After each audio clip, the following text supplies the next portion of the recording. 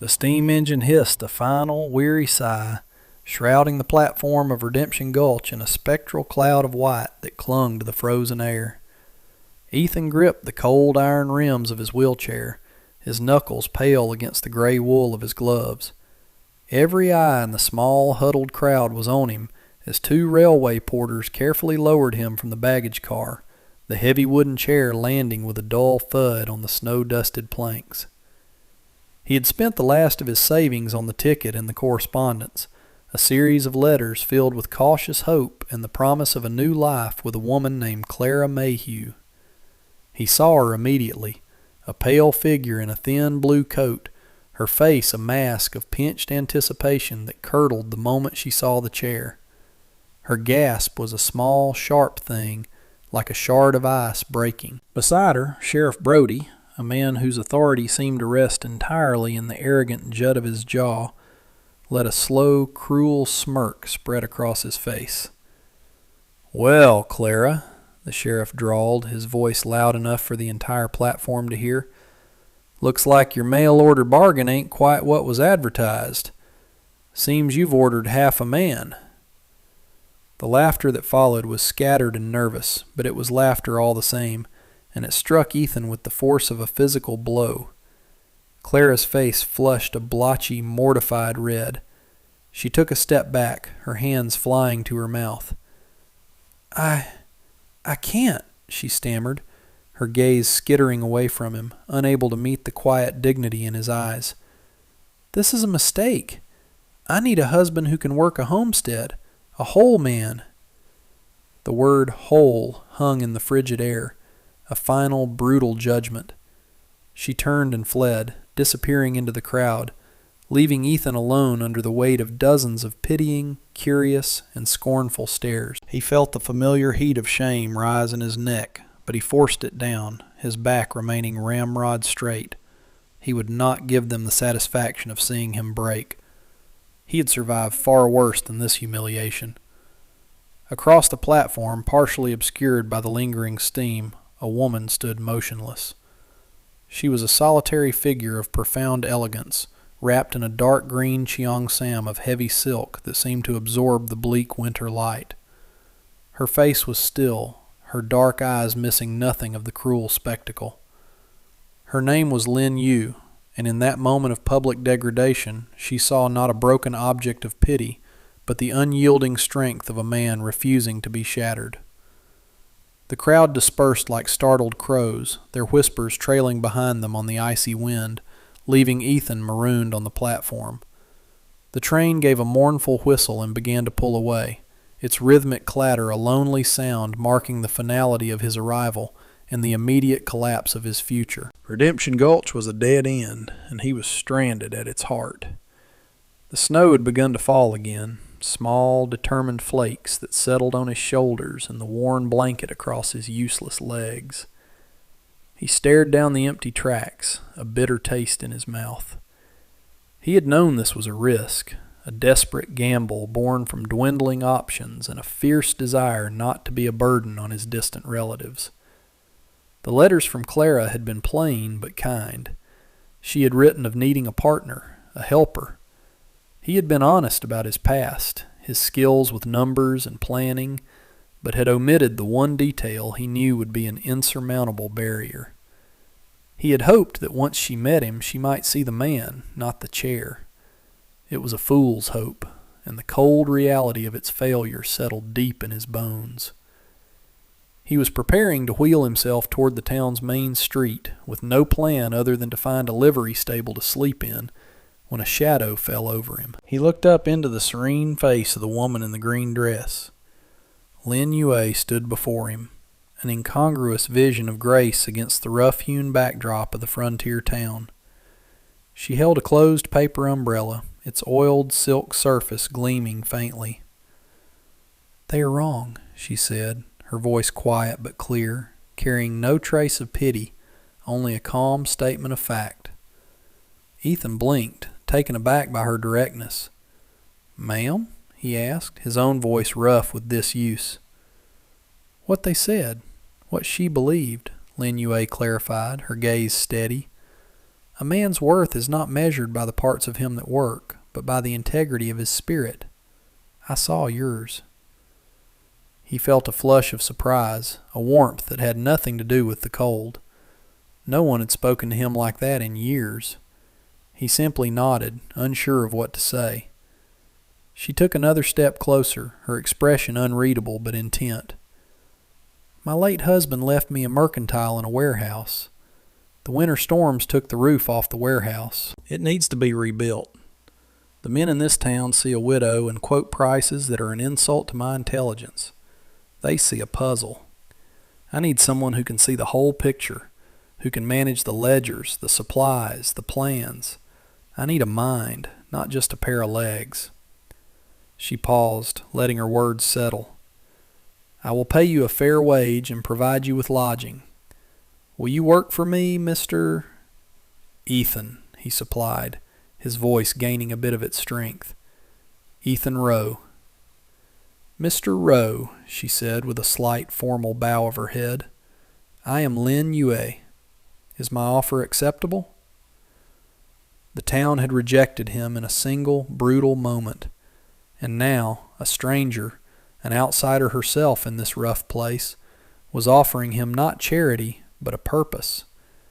It was more than he had dared to dream of just minutes before. "Yes, ma'am," he said, the words firm and clear. "It is." The room Lin Yue provided was in a small house behind her mercantile, clean and Spartan, but blessedly warm. A cast iron stove in the corner radiated a steady heat that thawed the chill from Ethan's bones. For the first time in days, he felt a sense of peace settle over him. The following morning, under a sky the color of slate, he wheeled himself to the side of the ruined warehouse. It was a skeletal structure of blackened, splintered timbers, its contents either destroyed or rotting under a thick blanket of snow. The scale of the task was immense, a daunting monument to destruction. Lin Yue stood beside him, her arms crossed within the sleeves of her practical wool coat, her fine cheongsam hidden for the day. "The town council says it should be torn down completely," she said, her voice flat. "Sheriff Brody has been particularly insistent." Ethan surveyed the wreckage, his mind already working. He looked past the debris, seeing the foundation, the surviving support beams, the flow of the land around it. He was not a carpenter by trade, but he had worked in a logging camp, had seen structures rise and fall, and he understood the logic of wood and weight. "The foundation is stone. It's sound," he stated, pointing with a gloved hand. "And those main posts are salvageable. Tearing it all down would be a waste of time and good material. We can rebuild on what's already here. It will be stronger." Later that day he met Mr. Hemlock, the owner of the local lumber yard. Hemlock was a burly man with a fringe of gray hair and hands like worn leather mallets. He looked at Ethan in his chair, then at the detailed sketches Ethan had spent the morning drawing on a piece of parchment. His bushy eyebrows rose in surprise. Ethan's drawings were precise, with measurements and calculations that accounted for snow load and wind shear. "You've done this before," Hemlock said, not as a question but as a statement of fact. "I understand how things fit together," Ethan replied simply. "These plans, they're better than the original builders. More efficient use of the lumber, less waste." Hemlock ran a thumb over the drawing. "Sheriff Brody paid me a visit this morning. Told me Mrs. Lynn was being taken for a ride by a crippled grifter. Advised me not to extend her any more credit." Ethan's jaw tightened, but his voice remained even. "And what did you say?" Mr. Hemlock met his gaze directly. "I told him I extend credit based on the quality of the plans, not the quality of town gossip. And these are damn fine plans." He grunted, a sound of grudging respect. "The lumber will be delivered tomorrow, but you'll need a crew. Most of the men hereabouts take their cues from the sheriff." "I'll find a crew," Ethan said with a confidence he didn't entirely feel. But as Mr. Hemlock turned away, a flicker of something new had been ignited. The first small spark of professional respect, a validation earned not through pity, but through competence. It was a foundation just as solid as the stone one he planned to build upon. The first delivery of fresh sawn pine from Hemlock's mill filled the air with a clean, sharp scent that promised new beginnings. Finding a crew, however, proved as difficult as Mr. Hemlock had predicted. Men would listen to Ethan's proposal, their eyes drifting from his face to his chair and back again, a flicker of doubt in their expressions. The sheriff's poison had seeped deep into the town's consciousness. It was Lin Yue who broke the stalemate.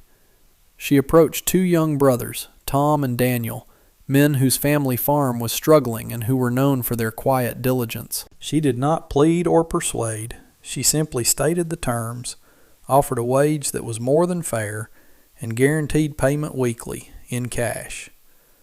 The promise of steady work through the harsh winter was too much to refuse. The work began slowly, clearing the debris under Ethan's precise direction. From his chair, he was the central mind of the operation, seeing the entire work site at once. He anticipated problems, directed the placement of beams, and ensured that every cut was exact. The brothers, initially skeptical, quickly learned that his instructions were flawless. He designed a system of levers and pulleys that allowed them to hoist the heavy beams into place with less manpower, a solution born from a mind accustomed to finding alternative ways to accomplish physical tasks. One afternoon, Sheriff Brody rode up to the site, his horse kicking up slushy snow. He watched for a long moment, a sneer twisting his lips as he saw Ethan directing the work. "Quite the little foreman, aren't you?" Brody called out, dismounting. "Sitting there giving orders. It's a fine thing when a woman has to pay for a man to do her thinking for her." Ethan ignored him, turning his attention to a complex joint the brothers were fitting. "A little more to the left, Tom. It needs to sit flush." "I'm talking to you, Roe," Brody snapped, stepping closer. The sheriff's presence cast a pall over the site. Tom and Daniel froze, their tools held motionless. Ethan finally turned his head, his expression calm. "I'm working, Sheriff. If you have business with Mrs. Lynn, her mercantile is on the main street." "My business is with a fraud who preyed on a grieving widow," Brody said, his voice rising. "This town has standards. We look after our own. We don't need outsiders, especially broken ones, telling us how to live." From the edge of the property, a small crowd of townspeople had gathered, drawn by the confrontation. Ethan felt their eyes on him, their judgment hanging in the air. He met the sheriff's hateful glare without flinching. "The only thing I see that's broken here, Sheriff," Ethan said, his voice low but carrying in the cold air, "is your sense of decency." A collective gasp went through the small audience. Brody's face darkened with rage, his hand instinctively dropping to the handle of his pistol before he seemed to remember himself. He was a man who ruled by intimidation, not outright violence in the public eye. He shot a venomous look at Ethan, then at the watching townspeople. "You'll regret that," he hissed, before turning on his heel, mounting his horse and riding away. The silence he left behind was heavy, but as Ethan turned back to his work, he saw a new expression on the faces of Tom and Daniel. It was respect. That evening, the chill in the air seemed to have seeped inside the small house. Ethan sat by the stove, rubbing his hands together, the sheriff's words echoing in his mind. Broken. The word had been a constant companion since the accident, a brand he felt seared into his skin. A quiet knock on the door broke his reverie. It was Lin Yo, holding a steaming tray with 2 cups of tea and a small plate of rice cakes. She entered without a word and set the tray on the small table between them. The silence was comfortable, a shared space free of the need for pretense. "What happened?" she asked finally, her voice soft. He didn't have to ask what she meant. News in a town this size traveled faster than a winter wind. He told her about Brody's visit, about the confrontation. He expected a reprimand, a warning about antagonizing a powerful man. Instead, she just listened, her dark eyes thoughtful. "He fears what he does not understand," she said, sipping her tea. He sees your chair and thinks it is a weakness. He cannot comprehend that it is the source of a different kind of strength. Ethan looked down at his hands, the knuckles scarred from years of pushing himself over unforgiving terrain. It wasn't always, he admitted, the words coming out before he could stop them. He rarely spoke of it, of the man he used to be, but something about her quiet presence made the confession feel possible, necessary even. He told her about the logging camp in the Northern Territories, the towering pines, the scent of sawdust and sweat. He described the day the rigging on a crane snapped. A younger man, barely 18, had frozen in the path of a cascade of falling logs. Ethan had shoved him clear, taking the full, crushing impact himself. He had woken up weeks later to a world that had shrunk to the size of a bed, the lower half of his body a dead weight, a stranger to him. "They called me a hero for a week," he said, a bitter edge to his voice. "Gave me a small pension, and then they forgot. A hero is useful. A cripple is a burden." He finally looked at her, expecting to see the familiar glint of pity, but her eyes held only a profound, empathetic sorrow. "You did not save a man's life to be called a hero," she said gently. "You did it because it was who you are. The act was the purpose, not the praise. That integrity is still within you, Ethan. It is in the lines you draw, the way you speak to your crew, the way you met the sheriff's gaze today. Nothing that happened to your body can ever touch that." She reached across the table, her slender fingers briefly touching the back of his hand. The contact was light, fleeting, but it sent a jolt of warmth through him that had nothing to do with the stove. It was the first time in a very long time that a woman had touched him with tenderness instead of clinical assistance. In that quiet room, surrounded by the scent of jasmine tea, a fragile connection began to form, a bond forged not over what was lost, but over what had endured. The warehouse frame rose steadily against the winter sky, a testament to Ethan's design and the crew's hard work. It was becoming a landmark, a symbol of defiance, and Sheriff Brody could not stand it. His campaign of intimidation escalated from public insults to deliberate economic warfare.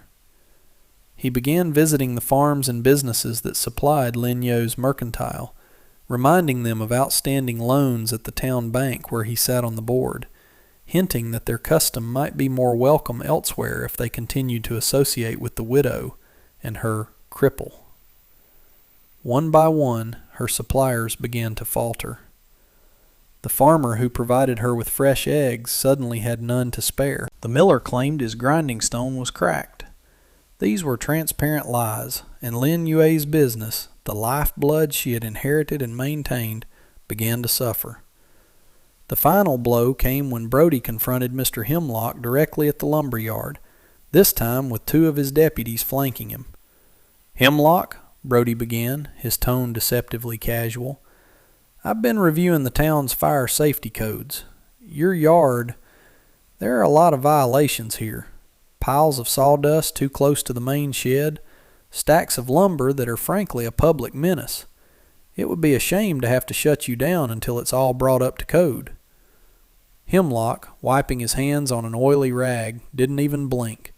He looked from Brody to the nearly completed warehouse visible down the street. "Those codes haven't changed in 20 years, Brody, and my yard is the same as it's always been." "Times change," Brody said, his smile thin and dangerous. "People ought to be careful who they do business with. It can have unforeseen consequences." The threat was unmistakable. Later that day, Hemlock came to the construction site. He recounted the conversation to Ethan and Lin Yu, his face grim. "He's trying to choke you out," Hemlock said, looking at Lin Yu, "and he's using me as the cudgel." "You should do as he says," Lin Yu said quietly, her face pale. "I will not have your livelihood destroyed on my account." "No," Ethan said, his voice ringing with conviction. He wheeled his chair forward. "That's what he wants, for us to fracture, for good people to back down out of fear. If you stop the lumber, he wins. He'll know he can control this town with threats alone. Mr. Hemlock looked at Ethan, then back at the formidable woman beside him. He saw their shared resolve, a quiet partnership that was stronger than any of Brody's blustering. A slow grin spread across his face. "The boy's right," he declared, clapping a dusty hand on Ethan's shoulder. "To hell with Brody. You need more lumber to finish the roof trusses. It will be here in the morning. On the house." It was a declaration of war, and in that moment their small alliance was sealed. They were no longer just an employer and an employee, but partners standing together against the encroaching darkness. The warehouse was almost finished. The roof was on, the windows were glazed, and all that remained was the great sliding door at the front. The structure stood proud and strong, a physical manifestation of their resilience. Inside, the vast space smelled of sawdust and new beginnings. Lin Yu had planned a small supper at the site for the crew, Tom, Daniel, and Mr. Hemlock, to celebrate the completion. It was a clear, cold night, and the stars shone with a brittle intensity in the black sky. As Lin Yu laid out a simple meal of stew and fresh bread on a makeshift table of planks, the mood was light, almost festive. Tom and Daniel, who had once been so hesitant, now joked easily with Ethan, treating him not as an invalid, but as their respected boss. Mr. Hemlock proposed a toast. "To the finest damn warehouse in this territory," he boomed, raising his tin cup, "and to the man who designed it, and the woman who had the sense to hire him." As they ate, Ethan found his gaze repeatedly drawn to Lin Yue.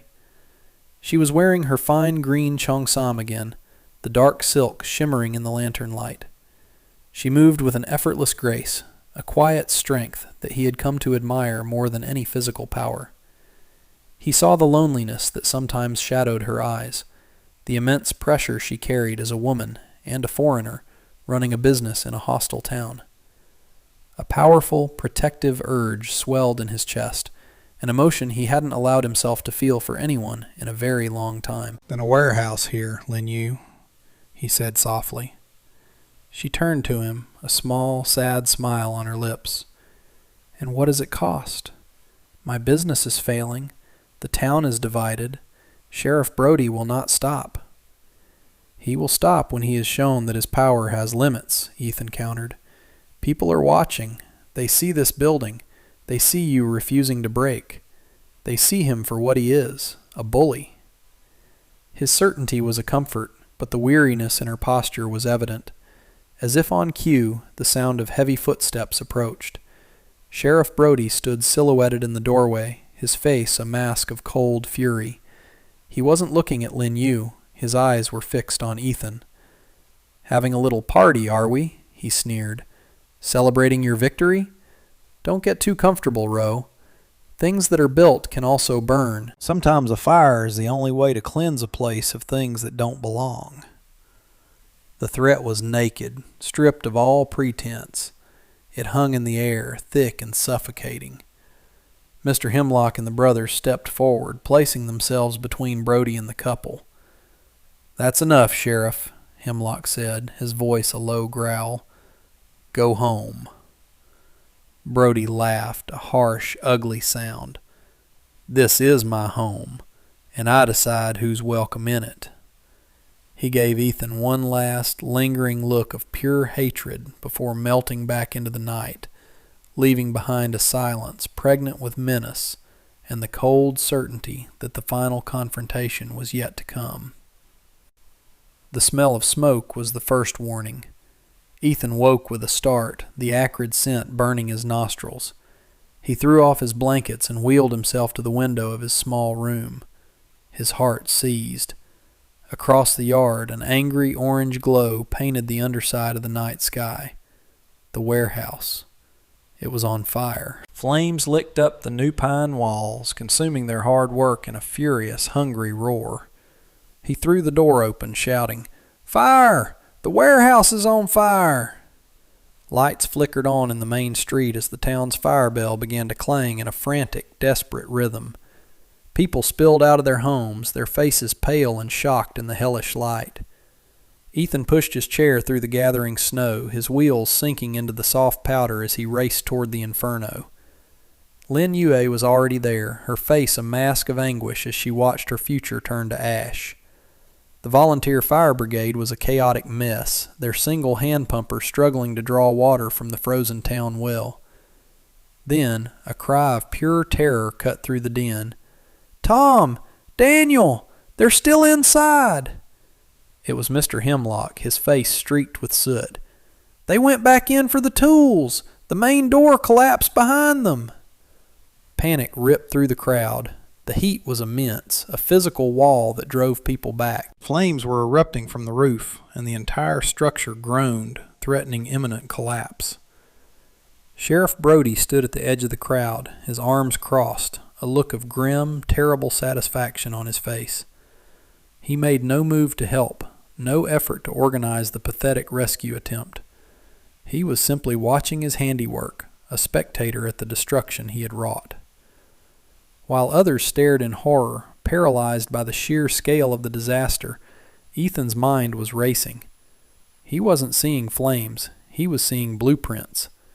He saw the support beams, the cross braces, the load-bearing walls he had designed himself. He knew the building's anatomy better than any man alive. He knew its strengths, and now, in its death throes, he knew its weaknesses. He saw a path that no one else could. He saw a chance. Fear was a cold knot in his stomach, but the thought of those two young men, his crew, dying in his building was unbearable.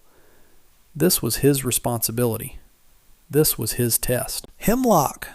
Ethan's voice cut through the chaos, sharp and commanding. The lumberman ran to his side. "The north wall, by the loading dock. There's a section I designed with smaller studs for a future window. It's the weakest point on the ground floor. Get axes. We can break through there." The firemen were still fumbling with their frozen hose, but Hemlock didn't hesitate. He relayed the orders, and a half-dozen townsmen, armed with axes, charged toward the spot Ethan had indicated. From his vantage point, low to the ground, Ethan could see under the thickest plumes of smoke. He could see the way the fire was traveling, a terrifyingly logical progression along the paths of the driest timber.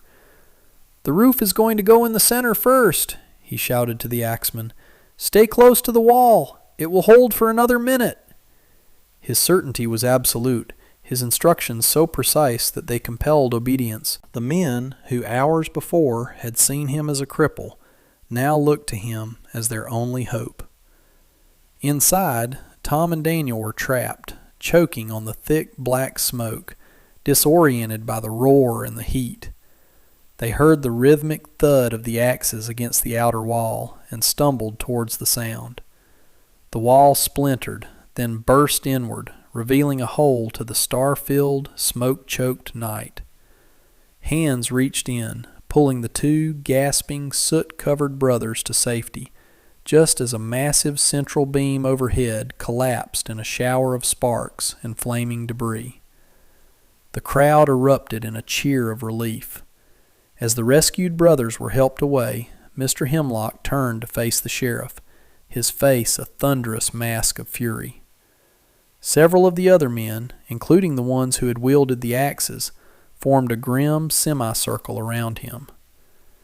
"You were right about one thing, Brody," Hemlock snarled, his voice raw with emotion. "Things that are built can burn, but the truth has a way of rising from the ashes." One of the rescued brothers, Tom, coughed, pointing a trembling, blackened finger at the sheriff. He was here earlier, before the fire.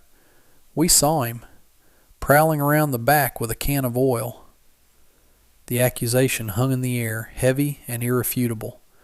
The murmuring of the crowd turned from shock to anger. All eyes were on Brody, his smug satisfaction replaced by the pale, clammy look of a cornered rat. He had orchestrated this disaster to destroy Ethan, to prove he was worthless. But in the crucible of the fire, he had only succeeded in revealing Ethan's true nature, his courage, his intelligence, his unshakable integrity. Ethan, sitting in his chair, his face illuminated by the dying flames of the warehouse, had become the town's moral center.